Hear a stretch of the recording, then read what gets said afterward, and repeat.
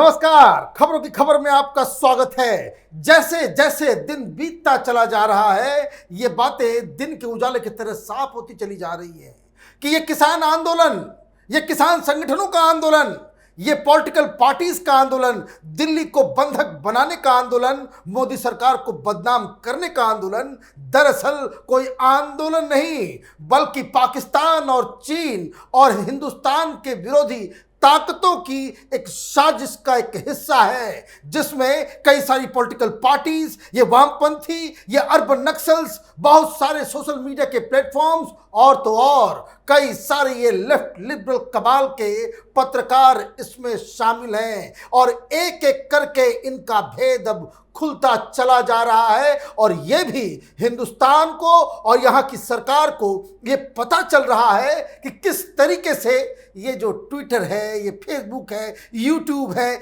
ये सब किस तरीके से हिंदुस्तान विरोधी ताकतों के साथ खड़े हैं। और राज्यसभा के अंदर से एक बड़ी खबर आई जब रविशंकर प्रसाद ने साफ साफ ट्विटर को चेतावनी दी कि अगर ट्विटर या कोई भी माइक्रो ब्लॉगिंग जो प्लेटफॉर्म्स हैं वो अगर हिंदुस्तान के कानून, यहाँ के संविधान को अगर वो पालन नहीं करते हैं तो उनके खिलाफ कड़ी से कड़ी कार्रवाई की जाएगी। लेकिन ये बात यहाँ तक पहुंची कैसे, इसे समझना जरूरी है। और क्यों ये एक दूसरा बवाल मच रहा है और क्यों ये पॉलिटिकल पार्टीज के ये जो लोग कल तक अन्नदाता अन्नदाता किसान किसान करके छाती पीट रहे थे, क्यों अब एक एक करके ये अपने अपने बिलों में घुसते चले जा रहे हैं। एक वीडियो यूट्यूब के अंदर कल बिजली की तरह वायरल हुआ और ये जंगल की आग की तरह लोगों तक पहुंचा, लेकिन सवेरे होते होते यूट्यूब में इस वीडियो को ब्लॉक कर दिया गया क्योंकि इसमें कम्युनिटी गाइडलाइंस की अवहेलना बताई गई। सवाल यह है कि उस वीडियो में क्या था।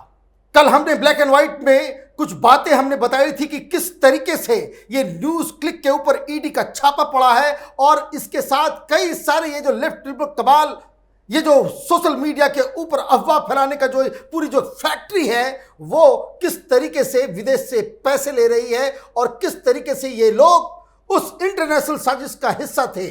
हमने तो सिर्फ कंपनियों के नाम से बताया था, लेकिन स्ट्रिंग का वो वीडियो हम लोगों के वीडियो से कहीं बेहतर और वेल रिसर्च था, जिसमें एक एक सबूत के साथ ये दिखाया गया कि किस तरीके से ये तमाम लेफ्ट लिबरल कबाल के लोग, उन्हें पहले से ये सारी जानकारी दी गई, सारी बातें बताई गई, पैसे दिए गए और वो वीडियो इतना ही घातक था कि ये सारे जो वामपंथी, ये कांग्रेसी ट्रोल, ये आम आदमी पार्टी के लोग, ये वाम कांग्रेस पार्टी के लोग, ये सारे लोगों ने उसके खिलाफ एक मुहिम चला दी और उसे बैन करने की मांग करते करते करते इतना ज्यादा आपने उसके ऊपर बटन दबा दिया कि उसे विड्रॉ करना पड़ा यूट्यूब को।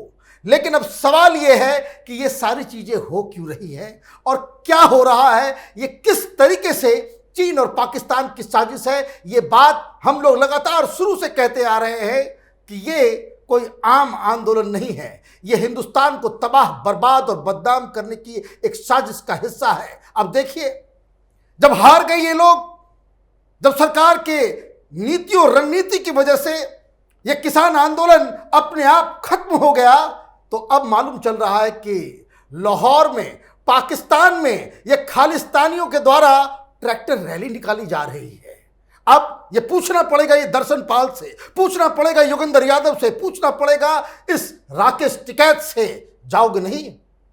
चले जाओ पाकिस्तान में, वहां तो चला ही जा रहा है आपके समर्थन में ट्रैक्टर रैली। बहुत अगर आपको ट्रैक्टर रैली निकालने का शौक है तो जरा लाहौर में भी करो, देखे दुनिया कि किस तरीके से आदर तो जानबूझ के या फिर मूर्खता में आपने देश के दुश्मनों के साथ हाथ मिला दिया और उस साजिश का आप एक हिस्सा बन गए। अब दरअसल ये पूरी की पूरी कार्रवाई इस हिसाब से हो रही है कि मोदी सरकार ने फौरन अलग अलग स्पेशल टीम्स बनाई हैं, जिसके जरिए विदेश में बैठे ये जो फंडर्स हैं, जो फंड भेजते हैं, जो आईएसआई के साथ जिनके रिश्ते हैं, जो खालिस्तान के नाम पे हिंदुस्तान को हर जगह जलील करने के लिए, हिंदुस्तान के खिलाफ एक मुहिम चलाने के लिए ये जो धंधा जो चला रहे हैं, इनके नेताओं को पकड़ने की पूरी तैयारी में जुटी हुई है। और इसके लिए Sweden, Denmark, Germany, UK, Canada, US, इन देशों में हिंदुस्तान की टीम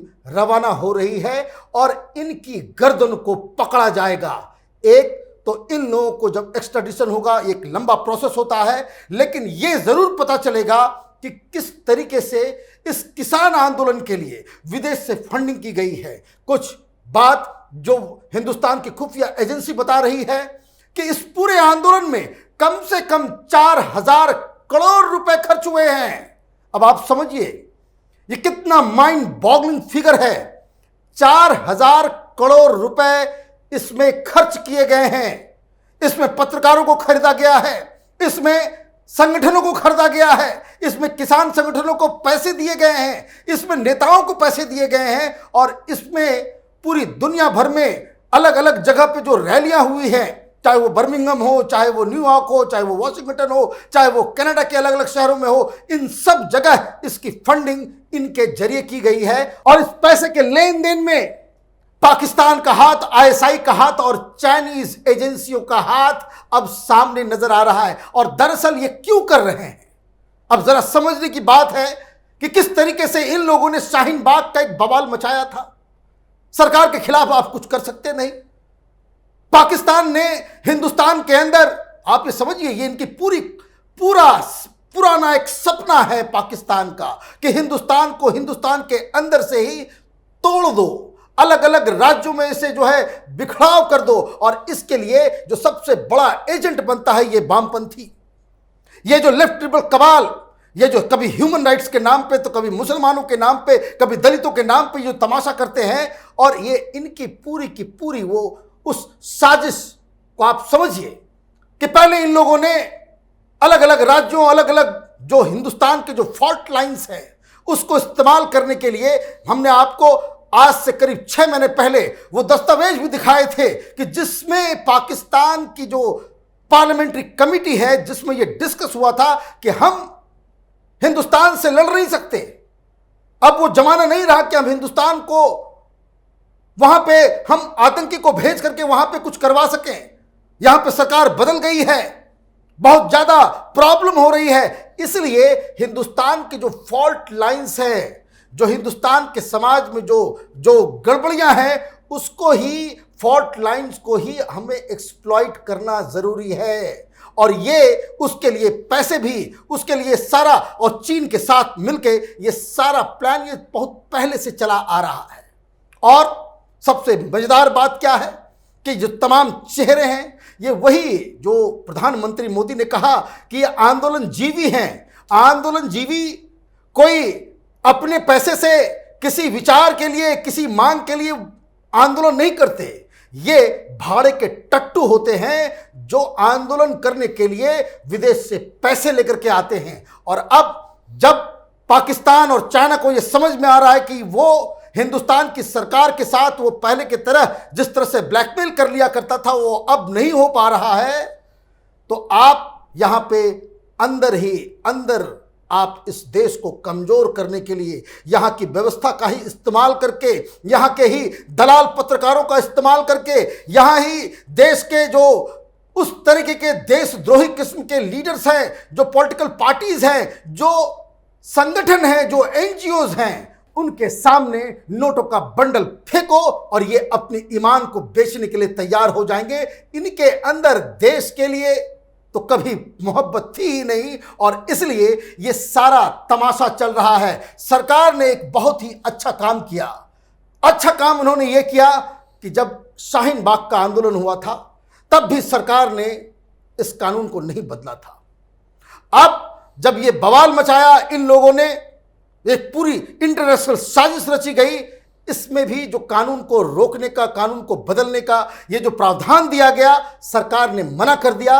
ये एक अच्छा कदम था, क्योंकि अगर सरकार इस कानून को वापस ले लेगी, ये जो पैसे के ऊपर तमाशा करने वाले ये जो विदेशी एजेंट हैं, हिंदुस्तान की सरकार को चलने नहीं देंगे। सरकार की एक एक फैसले के बाद हर बार दिल्ली के अंदर इस तरह का तमाशा करेंगे, क्योंकि इनको तो रिसोर्सेज की कमी नहीं है। 4-4 हजार करोड़ रुपए हिंदुस्तान में आंदोलन के लिए इस्तेमाल हो रहा है तो देने वाला भी आप समझिए वो कौन होगा। बेशक इसमें चाइनीज हैंड है, इसमें पाकिस्तान के हाथ है, इसमें खालिस्तानियों का हाथ है। और इसलिए जब आप देखते हैं कि दुनिया भर में इस तरह का एक प्रपंच रचा जा रहा है, सेलिब्रिटीज को, अब रिहाना को आप सिर्फ एक ट्वीट करने के लिए आपने 18 करोड़ रुपए दे दिए।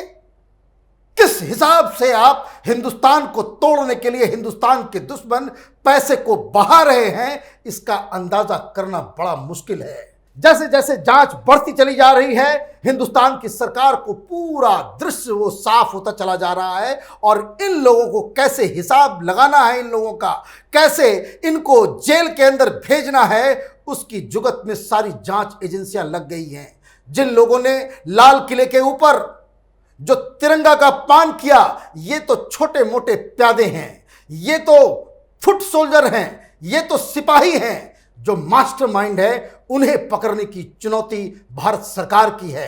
कुछ लोग हिंदुस्तान में बैठ के हिंदुस्तान के खिलाफ ये जो प्रोपेगेंडा का जो पूरा काम करते हैं, उन्हें पकड़ना जरूरी है। और उन्हें भी पकड़ना जरूरी है जो हिंदुस्तान की सरहद के बाहर रहकर हिंदुस्तान को तोड़ने के लिए इसकी फंडिंग करते हैं। यह उम्मीद करनी चाहिए कि सरकार किसी भी देशद्रोही को नहीं छोड़ेगी। अगर आपको ये वीडियो अच्छा लगे, आप इसे शेयर करें, हमारे वीडियोस को लाइक करें और हमारे चैनल को सब्सक्राइब करें। धन्यवाद।